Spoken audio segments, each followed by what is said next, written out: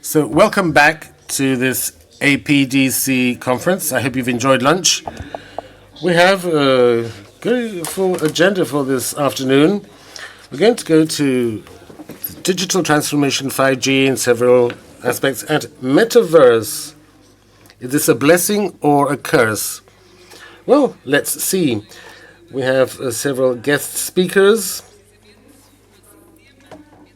And that's the topic, metaverse and immersive technologies.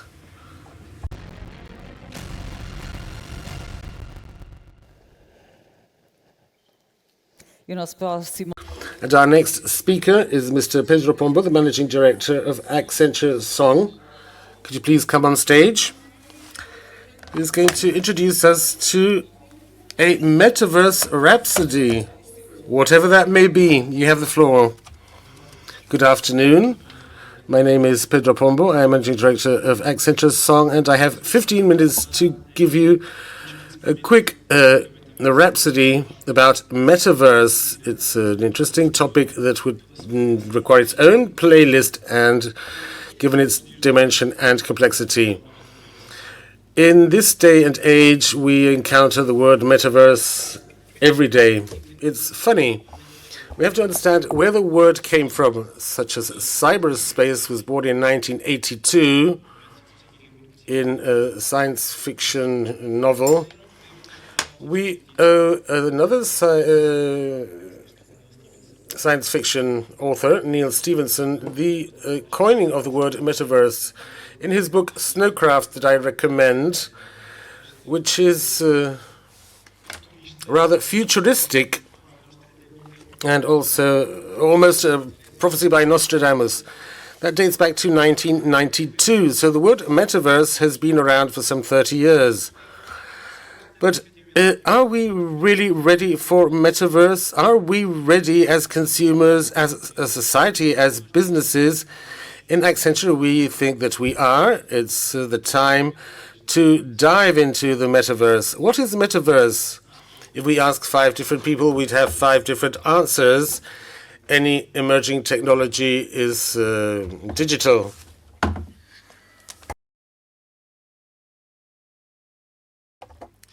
If I had metaverse, I would just have to do like that. Clicker. Eu devia ter anedotas preparadas. I should have some joke in my sleeve for these glitches. Never mind, but I can explain while we wait. Why Rhapsody?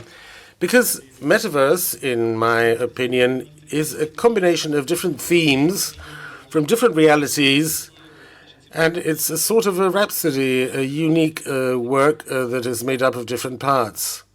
Now I have my clicker.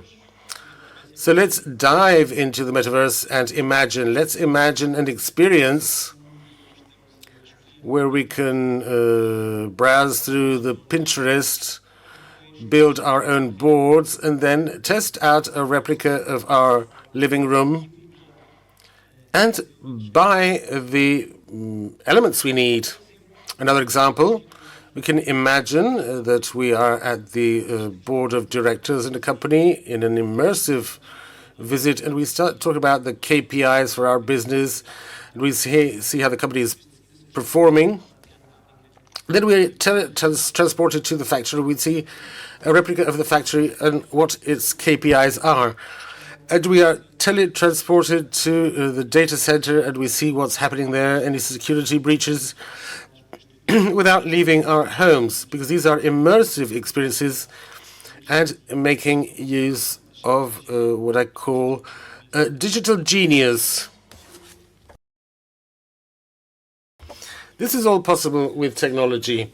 And one last example, more simple, let's imagine that we're walking down the streets of Lisbon to choose a home to buy, and we point to a building with a camera, and on the overlay we see how many apartments are for sale there, what their price is, what's the spread, and if we wish to start the purchasing process without leaving this experience. So it's a lot about imagination. We are not in Kansas anymore, like Dorothy said to the Wizard of Oz. We're not. We have to think about the evolution of the internet. In Accenture, we believe that the metaverse is yet another stage in the evolution of the internet. If we go back to the 1980s, in the 1990s, the internet was very much about content and data. We wanted data everywhere, accessible at all times. And since we're human, if we spend some more time on the internet, we need to socialize. There's an old saying, birds flock, fishes school, and people tribe. And that's where this need to be effectively social started, and that's how the Internet of People became or came to be. And also with the cheaper technology and ICTs, we have sensors and the Internet everywhere, at home, in the fridge. And now we're on the next stage of evolution, is what we call the Internet of Place, because it has imbibed a lot of context of location and feeling that we are somewhere that we interact with a space, with the people, with things, with spaces that belong to the physical world or the virtual world, or a mixture of them both. Apart from this, and as a fruit of the Internet, we have the Internet of Ownership that is going to invest more elements of economy and market in the whole metaverse. I won't carry on much longer. Booth will speak about the details later on. Just to have an idea, we're speaking of figures that are amazing in terms of investment. Everyone is investing in metaverse. We have figures that state that in 2024, the market for our AR, VR, and MR is going to be around $300 billion, the American billion. And if we think that the world of gaming is at around 300 billion, 314 billion, we can see this huge growth and investment that is being made in metaverse. Obviously, there are interesting aspects. Facebook plunged into it and has included it as a part of its own brand. Microsoft, when they purchased and bought Microsoft Mesh and Activision Blizzard, all of these are key components to be employed in metaverse. And that's what it does, to integrate all the capacities in the ecosystem and make things work seamlessly, such as Teams. Apple, also from an Apple viewpoint, has told the market that it's interested in the augmented reality, which will be a part of its future. But since they weren't the first to launch the MP3 or the smartphone, they can see that the market is taking steps until they launch with a product that will be the way for us to really experience augmented reality. And last but not least, we have the Coinbase, which started as a financial services company in cryptocurrencies, but is now also plunging into all markets and will soon start to disrupt certain industries. But at the same time that we have all these elements of big tech, normal people also took over technology. I don't know whether you are familiar with the Bordeaux Yacht Club, which is very spectacular. This was an idea that was born with two friends. Then they hired two more software engineers, and they launched NFTs with 10,000 monkeys. Basically, the pictures you see on the slide. They launched these non-fungible tokens with a certain value at the market. It's unique. It doesn't belong to anyone else. I can copy-paste the pixels, but there is proof that this work belongs to me.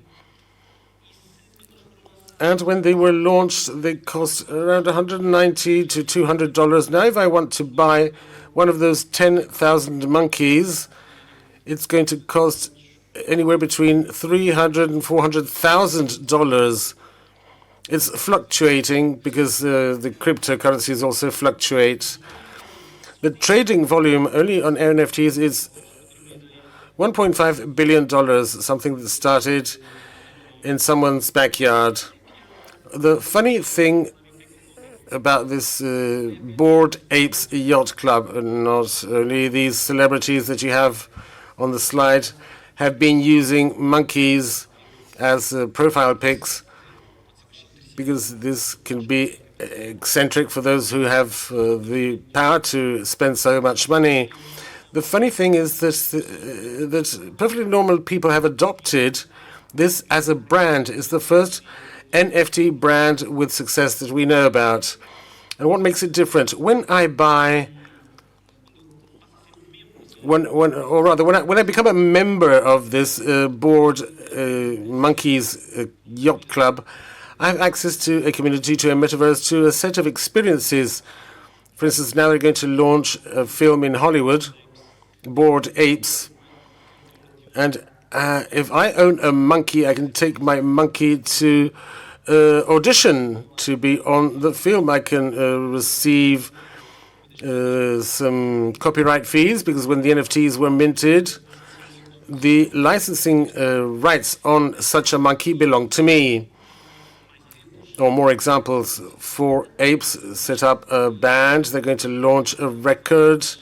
There are also apes or monkeys to support brands. But let's leave the primates to one side for the time being and speak about the metaverse definitions. Metaverse is like a definition of digital. If we ask what digital is, we can have several different explanations, all of which are valid. As if we ask all these people, all these leaders in the industry, what metaverse is, we see the definitions are different, perhaps also affected by their own business strategies. So at the end of the day, what is the metaverse? In Accenture, we have our own definition, which may be, of course, influenced by our business model, but we try to be more inclusive. This is our definition. We see metaverse as a continuum, as something that connects different realities, that connects, makes us go from looking to start participating and belonging to the space in a persistent manner through virtual worlds, real worlds, and it's very inclusive and very broad. So if you want to scan this QR code, you can go to our website that explains what we think about metaverse. Metaverse has many attributes, but I wouldn't have the time to speak about them all. So I will only speak of 5. And why only these 5? Because they are, after all, what distinguishes the metaverse from our current understanding of apps and websites. First of all, the concept of place. When we use an app, or when we're on the web, we know where we are. We're not teletransported. We don't belong to that place. But in metaverse, we do feel that we belong to such a place. The metaverse has its own architecture, its own logic, and its own concept of place that is very intrinsic. We go to the metaverse. We don't go to the app, we use the app. We also have the concept of population. Unless we go there to meditate, it's going to be a social place. We interact with other people. And this, in turn, will give more meaning to the concept of space or place. We also have a product and property, once again connecting to the NFTs. Because I own part of the metaverse. I can buy a plot of land. I can create a new asset to use something to sell at the market. But I cannot buy a piece of a website and say that pop-up is mine or whatever. It's different. Portability. It doesn't actually exist. It ought to exist, but there is not total portability in between all the NFT worlds. We're on the way there. some are based on this or based on that. But then there is purpose. And purpose, the best way to identify purpose is, let's think back in 2008 when the iPhone was launched. I bet all of you had one of these. Can you see it?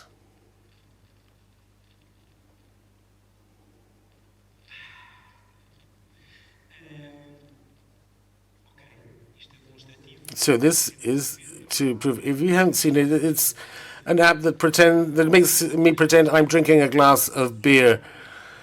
It has a series of elements inside, sensors, but it's totally useless. And after a week, and once we've shown this in a couple of parties, this app is never used again. So this is also happening at the level of the metaverse. We're seeing several companies that are playing around with the metaverse without thinking about the purpose. We have a customer in the States that I cannot mention the name. When we talk about their interest in belonging to the metaverse, they are a retailer, and they said, we want to create copies of our supermarkets and hypermarkets at the metaverse. Yes, we can do it. But is that more efficient than for me to go to the website and shop there? Perhaps no. But when we think more, and during a workshop we had the idea, what if my kitchen were the one to go to the supermarket and to do the shopping? If I create something in augmented reality that allows me to tangibilize this notion. So when we think about what the metaverse can be, we think about purpose. Well, I'm already running out of time, but the metaverse exists in several spectrums: augmented reality, mixed reality, virtual reality, 3D worlds. But I wanted to focus on the power of presence and total immersion. Why? The research says that the capacity for us to learn when we are on virtual planes, I don't need my phone anymore, it goes back to my pocket. We have a greater capacity, almost 9% more, to remember what we learn, and we are 12% faster in reacting in light of the information we get. Why so? Because in the last 150,000 years, our brain has not managed to distinguish between the real world and the virtual world. Even if it's pixelized, 80% of what our feeling of reality is comes from what we see. And so we're not easily deceived. I'll give you an example.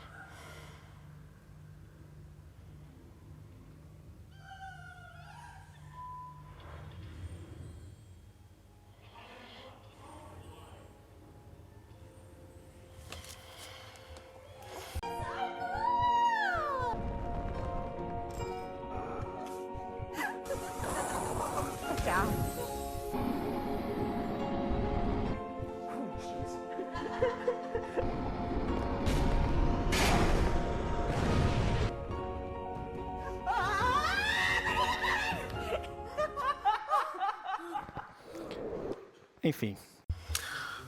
I suppose you understand how this works. I did this test in 2016 with someone from Stanford, and I did not dare take a step forward. Some colleagues did, some fell to one side because our brain is there playing tricks on us.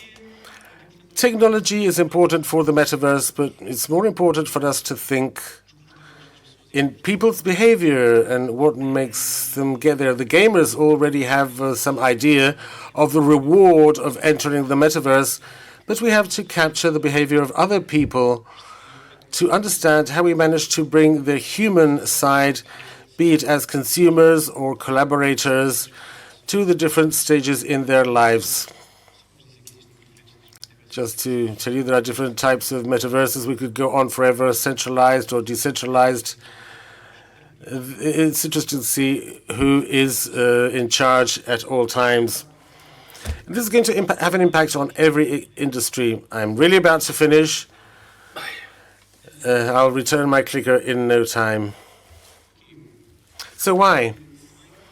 Because it's going to change the world of payments. We know this with cryptocurrencies. It's going to change customer experiences. I've shown you some examples. It's going to also change the employee experiences. And we'll see some more of this later. It's going to also impact the products that we make. We create digital products. There's a company in civil construction in Metaverse. They build nice homes in the sandbox and they earn a lot of money with it. But it's also going to have an impact on the way we make our physical products. It's the question of the digital twins that help us simulate and pretend to be without having an impact in terms of cost and being more sustainable. And also at the level of supply chains and also enterprise management.